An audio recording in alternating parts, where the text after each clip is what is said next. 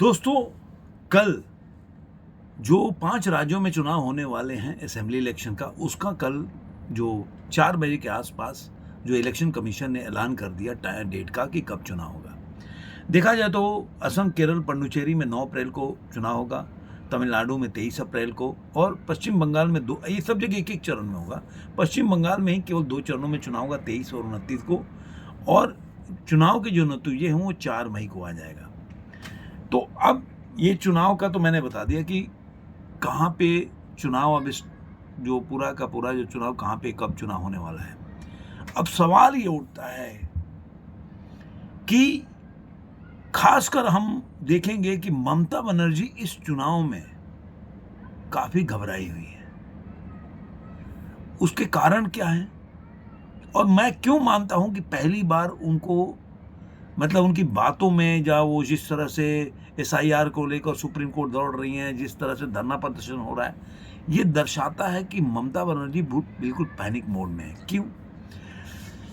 दूसरा, इस पे चर्चा करेंगे कि जो लेटेस्ट ओपिनियन मार्टाइज का आया, जो कि मनोज कुमार सिंह का ओपिनियन पोल है, पिछली बार वो ठीक ही ठाक किए थे ओपिनियन पोल, उनके हिसाब से इस ओपिनियन पोल में वो क्या दे रहा है, किसको कितना बढ़त दे रहे हैं, और ओवरऑल माना जाए तो मेरा क्या आकलन है, मैं भी बताऊंगा कि मैं क्या सोचता हूं कि कहां पे कौन बाजी मार सकता है और क्यों मार सकता है।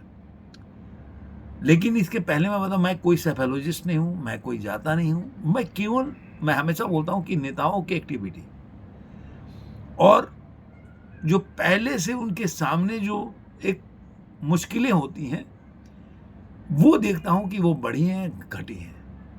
मुश्किलें की चैलेंजेस नहीं कि मतलब इन्होंने एंटी इनकम्बेंसी चल रहा है, इस तरह की चैलेंजेस को मैं उतना नहीं मानता। चैलेंजेस इन द सेंस कि जो उनके वोट बैंक है उसमें अगर डेंट पड़ने वाला कोई सिचुएशन बन पा रहा है क्या, जिसकी वजह से मैंने आपको बिहार के चुनाव में जो भी बोला वो सही हुआ, हरियाणा में भी मैंने बोला वो सही हुआ। ज्यादातर आप जाके मेरा वीडियो उठाकर ढूंढना पड़ेगा आपको, थोड़ा मेहनत कर लो भाई साहब आप लोग, तो आपको पता चलेगा कि मैंने ज्यादातर सही बोला है। आप, क्योंकि मैं जो आकलन करता हूं, प्रेडिक्शन नहीं, आकलन करता हूं, आकलन के बाद मुझे जो लगता है कि वो उस हिसाब से बताता हूं। सबसे पहले जो बंगाल के लेके चलते हैं कि बंगाल का क्या सीन है। एक तो बीजेपी इस बार बहुत ही एग्रेसिव मोड पे है। सबसे पहले बंगाल में ही देखिएगा कि इसके पहले जितना भी कैंडिडेट का जो ऐलान हुआ है, पहले टीएमसी की है, पहली बार जो बीजेपी है उन्होंने एग्रेसिव होकर पहले अनाउंस किया है 144 सीटों का कैंडिडेट अनाउंस। उसमें दूसरी सबसे बड़ी बात कि उन्होंने 2 जगह से, पहले कॉन्स्टिट्यूंसी था वो था आपको नंदीग्राम से उन्होंने अपने राजनीतिक जीवन की शुरुआत की थी और वहीं से पहले चुनाव लड़ी, लेकिन उस इलेक्शन में वहां से वो हार गई थी और जो सुवेंदु अधिकारी ने उनको हराया था। उसके बाद जब हार गई तो उसके बाद जो भवानीपुर से उन्होंने चुनाव लड़ा, पहले वो कोई कैंडिडेट था वहाँ रिजाइन किया, उसके बाद वहाँ से चुनाव लड़ा। अब पहली बार यहाँ पे दोनों जगह से पहले ही सुवेंदु अधिकारी ने नॉमिनेशन, मतलब उन्होंने नाम का अनाउंस हुआ है, तो उसमें दोनों जगह से सुवेंदु अधिकारी का नाम है। अब सवाल उठता है कि ऐसा क्यों। ये बोलते हैं कि पहले से एग्रेसिव जो है किंग को घेरो, तो जो ममता बनर्जी वो किंग है। नंदीग्राम में उन्होंने हार का सामना किया है, भवानीपुर में वो बाद में गई थी। अब जो एसआईआर के तहत 40 लाख लोगों का नाम कटा है तो वह है भवानीपुर, और 40 लाख में जाता है, आप जानते हैं कि मुस्लिम मतदाताओं का नाम ज्यादा कटा है जो कि वो बाहर चले गए। इसलिए ममता बनर्जी वहां पे चुनाव जो है, जो आपने नंदीग्राम में, वहां पे चुनाव का मार्जिन भी कम रहा है। अब सवाल ये उठता है कि वहां पे लड़ाई होने वाली है टफ, और दूसरी कि आपने देखा होगा एसआईआर के तहत काफी लोगों का नाम कट गया है, जिसकी वजह से ये पैनिक मोड में है। बीजेपी ने इसमें एक नया किया है कि आपने देखा होगा चुनाव के पहले ही 2 जगह के गवर्नर बनने गए, एक बिहार और दूसरा बंगाल में पीएन राय को लेके आया गया 12 मार्च को, जो कि पहले एनएसए में ही उन्होंने काम किया है। तो एनएसए के बंदे को गवर्नर बनाना एक बहुत बड़ी स्ट्रेटेजिक प्लान के तहत हुआ है, जो मैं पहले भी बता चुका हूं इसके बारे में।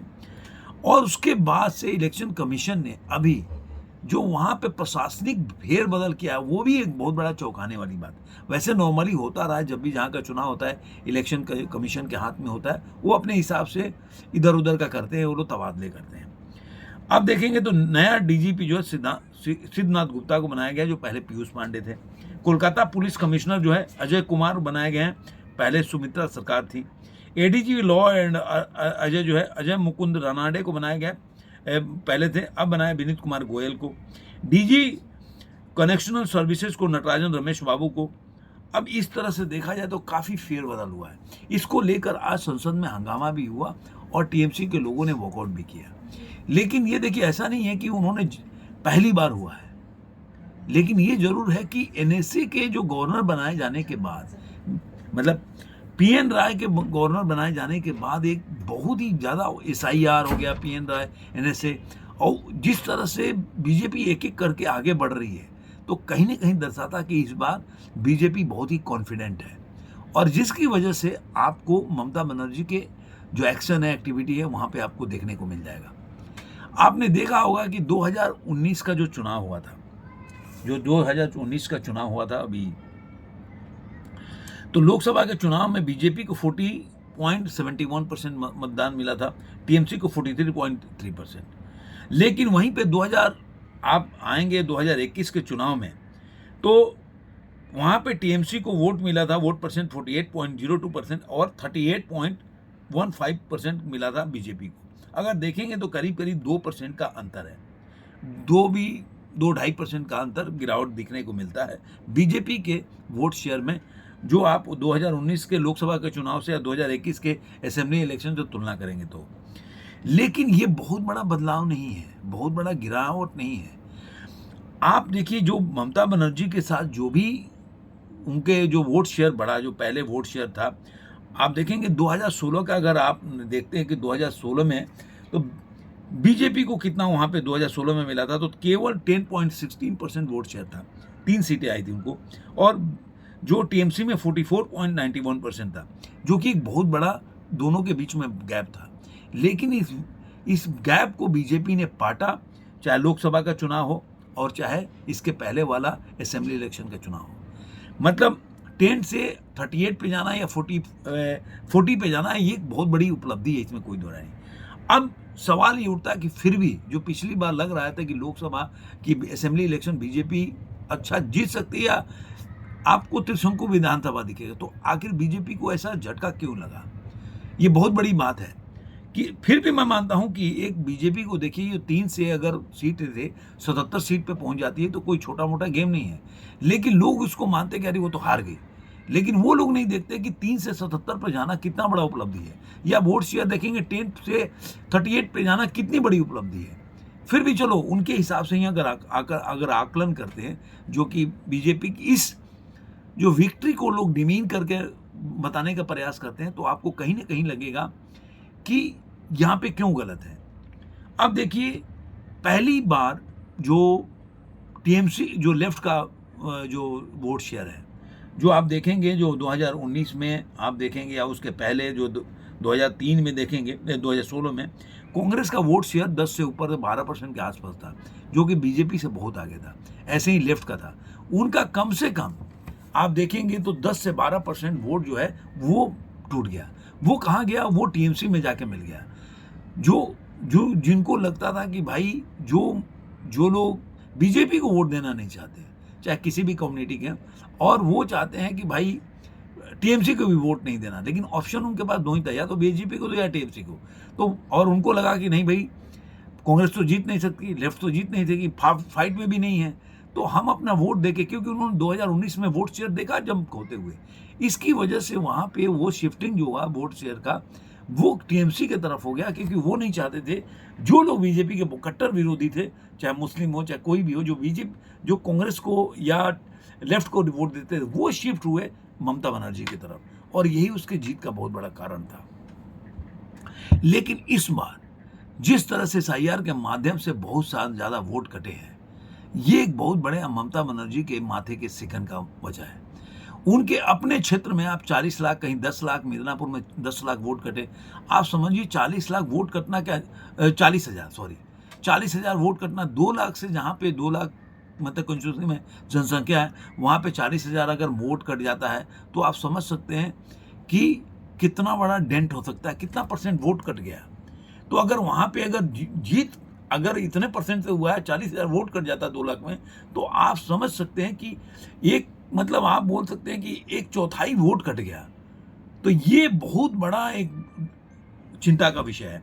और यही वजह है कि जितने भी प्रेडिक्शन होंगे, जो मार्टाइज का मैं बता देता हूँ कि जिस तरह से मार्टाइज ने अपना इलेक्शन का वो लेके है, वो क्या बोलते हैं कि जो जहाँ भी आप देखेंगे जो बंगाल का है, बंगाल का पूरा आप देख लेते हैं कि उन्होंने कितना दिया है।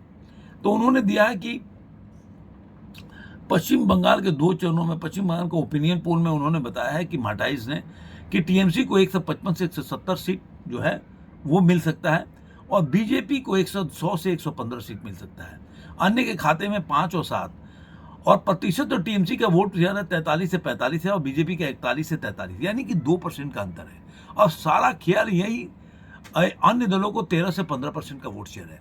तो अब सारा खेल यही है। अब सवाल उठता है कि मैं क्यों आश्वस्त हूँ कि इस समय वो ममता बनर्जी के ऊपर जो बोलते हैं उनके वोट में डेंट करने का कई कारण है। पहला, एक तो जो आपने देखा होगा कि एक जो बाबरी मस्जिद बनाने के लिए जो उनके पार्टी से निकल गए, वो एक बहुत बड़ा उनके लिए है। ओवैसी साहब भी लड़ रहे हैं। तो ये 2 तो हैं ही। ये बहुत बड़ा, जो एक तो मुस्लिम मतदाता का बहुत वोट कट गया और ओवैसी साहब पूरा फुल फ्लेज वहाँ लड़ने जा रहे हैं, और वहीं से उनकी पार्टी की भी जो है बाबरी मस्जिद का एक बहुत बड़ा मुद्दा लेके उठे हैं। जो टीएमसी के ही आप बोलेंगे नेता थे, तृणमूल कांग्रेस के हुमायूं कबीर, जो उनको निकाल दिया गया, उन्होंने एक नई पार्टी बना लिया और उसे मुर्शिदाबाद में, रेजीनगर में, बेलडांगा में वो बाबरी मस्जिद का नहीं होगा। तो उनके पीछे भी बहुत लोग पिछ गए। अब उनके जो एरिया है, रेजीनगर, बेलडांगा, मुर्शिदाबाद, पश्चिम बंगाल, ये जगह पे उन्होंने अपना होल्ड बनाया हुआ है, और उन्होंने एक नई पार्टी बनाई है, जनता यूनियन पार्टी, JUP। अब ये कहने का क्या मतलब है कि ये जो जिस तरह से ममता बनर्जी के मुस्लिम एक तो वोट कट गए, ऊपर से ओवैसी भी लड़ने हैं, और हुमायूं कबीर का भी पार्टी जो है लड़ रही है, तो कहीं ना कहीं ममता बनर्जी के लिए बहुत बड़ा एक जो एंटी इनकम्बेंसी लोग मानते हैं वो चीज़। तो मैं कहीं ना कहीं मैं मानता हूं कि इस वक्त ममता बनर्जी के चुनाव जो है इस साल, ये चुनाव उनके लिए बहुत बड़ा सेटबैक होने वाला है, ऐसा मुझे प्रतीत होता है। क्योंकि सिर्फ आप देखेंगे 2-3% का अंतर बताया जा रहा है। तो अगर ये 4-5% वोट भी दोनों लोगों को मिलकर काट लिए, तो आप खेल बहुत ज़्यादा बिगड़ सकता है। मार्टाइज का ये पूरा सर्वे फेल हो सकता है, ऐसा मेरा मानना है। अब आते हैं कि मार्टाइज का ही अगर सर्वे देखते हैं कि कहाँ पे क्या उन्होंने वोट दिया है, किसको कितना वोट दिया है, तो मैं बता देता हूँ कि उनके हिसाब से वेस्ट बंगाल में बता दिया। अब उनके हिसाब से असम में है 98 दिया है बीजेपी को, कांग्रेस को 26-28। वहाँ भी मेरे को लग रहा है कि कांग्रेस की हालत पतली है। तमिलनाडु में जो है वहाँ पे एनडीए रिटर्न कर सकता है। अब उसके कारण देखिए, यहाँ भी अलग सिचुएशन है। डीएमके और अकेले लड़ रही है, कांग्रेस के साथ उनका गठबंधन नहीं हो पाया, लेकिन एनडीए और एआईडीएमके एक साथ लड़ रहे हैं चुनाव। और सबसे बड़ा इसमें बहुत बड़ा जो विजय की पार्टी है टीवीके, वो बहुत बड़ा इसमें गेम चेंजर बनने वाली है। वो अगर अलग भी लड़ती है, जो लोग बोल रहे हैं कि चलो अलग लड़ेगी तो बीजेपी का वोट काटेगी, मैं नहीं मानता इन चीज़ों को। मैं मानता हूं, देखिए बीजेपी का वोट जो है कभी भी इंटैक्ट होता है, उनका जो वोट बैंक है उनके साथ ही रहेगा। आप देखिए, आपने देखा होगा जब आकलन करते हैं, बीजेपी की बहुत बड़ी हार भी जो मानते हैं, वो भी केवल 2.5% का वोट देखते हैं, जो उनका वोट जो लोकसभा में आया था, उसके बाद जो असेंबली में केवल 2.5% से 2.25% का केवल वोट गिरा। तो बीजेपी का वोट इंटैक्ट होता है, चाहे हारे चाहे जीते। 1-1.5% का अंतर हो, वो मानने को तैयार हूँ। लेकिन आप बोलोगे जो उनके वोट में बहुत बड़ा कोई अंतर आ जाएगा, तो वो नहीं मानूंगा, क्योंकि वो एक उनका राष्ट्रीय है या हिंदुत्व का जो एक नारा है, उनके साथ उनके लगे रहते हैं। लेकिन वहीं पे अगर बीजेपी का जो कि बातचीत चल रहा है कि पवन कल्याण उनको लाने का प्रयास कर रहे हैं, तो अगर वो साथ भी अगर नहीं लड़ेंगे, अगर कांग्रेस, वो तो कांग्रेस के साथ उनके साथ जा नहीं रहे, डीएमके के साथ, स्टालिन के साथ, तो कहीं ना कहीं अगर अकेले भी लड़ते हैं तभी डीएमके को घाटा है, और साथ में मिलकर लड़के तभी घाटा। किसी भी शर्त में इस बार एनडीए की सरकार वहां बनने जा रही है, ऐसा मुझे लगता है। केरल के बारे में नहीं कह सकता, ऐसा सुनने में आ रहा है कि केरल में जो एक ऐसी जगह था जहां पे केरल में कांग्रेस जीत सकती थी, क्योंकि बहुत दिनों का एनडीए इनकम्बेंसी है जो लेफ्ट का पार्टी है उसके लिए। लेकिन ऐसा लग रहा है कि इस बार जो है, जो ओपिनियन पोल बता रहा है उसमें भी बता रहा है कि पिनियन विजयन जो है थर्ड टर्म जो वो जीत नहीं पाएंगे, ऐसा लग रहा है। यहाँ पे आपको यहाँ पे ऐसा लग रहा है कि यहाँ पे कांग्रेस की चांस है, लेकिन कांग्रेस कहीं भी आपको प्रचार करते नहीं दिखेगा ना। असम में आप देख लीजिए बीजेपी की रैली देखने को मिल जाएगा आपको, तमिलनाडु में जो जा रहे हैं, आपको केरल में भी सभा मिल जाएगा मोदी जी का, लेकिन इन लोगों का कहीं नहीं। अब देखिए जब अनाउंसमेंट हो गया है, आप पूरा बीजेपी का जो जो जो बोलते हैं ना कि इलेक्शन जो टीम है, जो वॉर लेवल पर प्रचार करना शुरू करेंगे ना, आप देखते जाइए ये क्या होने वाला है, ऐसा मेरा मानना है। तो देखते हैं कल क्या होता है। और ये मेरा मानना है, मैंने आपको ये बता दिया मेरे हिसाब से जो आकलन है, जो एक 4 जगह मुझे लग रहा था, जो मेरा अपना ओपिनियन मैं बता देता हूँ कि बीजेपी जीतेगी, एक जगह कांग्रेस के चांसेस था। लेकिन जिस तरह से हमेशा से राहुल गांधी, अभी देखिए आज ही राज्यसभा का चुनाव का आया, बिहार के पांचों का पांचों सीट जीत गए, जिसमें से आप देखिएगा 37 सीट की जरूरत थी, 37 जो है वोट का, और वहाँ पे कांग्रेस के 4 लोग मतलब 3 कांग्रेस के और 1 आरजेडी के अब्सेंट हो गए, जिसकी वजह से बीजेपी वहाँ पे 5वीं सीट इजीली निकाल लिया। तो राहुल गांधी जैसा बेवकूफ़ लीडर मैंने अपने लाइफ में नहीं देखा। उसके पैर के नीचे जमीन नहीं है, लेकिन उसको यकीन भी नहीं है कि जमीन नहीं है। तो वो वजह है कि आप देखो कि आप चुनाव दर चुनाव राज्यसभा में बुरी तरह रहे, और उसके बावजूद भी आप देखिए क्या है। अभी आप देखिए हरियाणा का भी रिजल्ट, सब जगह कांग्रेस की यही मट्टी पलीद हो रहा है। लेकिन राहुल गांधी जो बच्चे का हट होता है ना, ये हट तो केवल बीजेपी ने जानबूझ के चढ़ा के रखा है, क्या रे युवराज हो, तो वो दिमाग में वो बंदे को घुस गया है कि मैं युवराज हूँ, मैं जो कहूँगा वही होने वाला है। अब क्या होता है कि कोई राजा तो था नहीं ये लोग, अब इनकी हिस्ट्री निकालने जाएंगे तो कुछ और ही मिलेंगे। लेकिन आप किसी राह चलते आदमी को बोल देंगे राजा, दिमाग में डाल देंगे तो पागल ही हो जाएगा। तो वैसे उनकी हालत है। तो ये सब कहानी है जो कांग्रेस का चल रहा है। और यहाँ पे मुझे लग रहा है कि बीजेपी 4 तो श्योर शॉट जीतने वाली है। एक केरला में देखते हैं कि बीजेपी कितना अच्छा प्रदर्शन करती है। वहाँ पे ये जरूर है कि कांग्रेस के लिए चांसेस था, लेकिन अब मुझे वहाँ पे चांसेस कम दिख रहा है। तो आपको ये वीडियो कैसा लगा जरूर कमेंट में बताइए। फिर मिलेंगे किसी और वीडियो में, आज के अंक में इतना ही।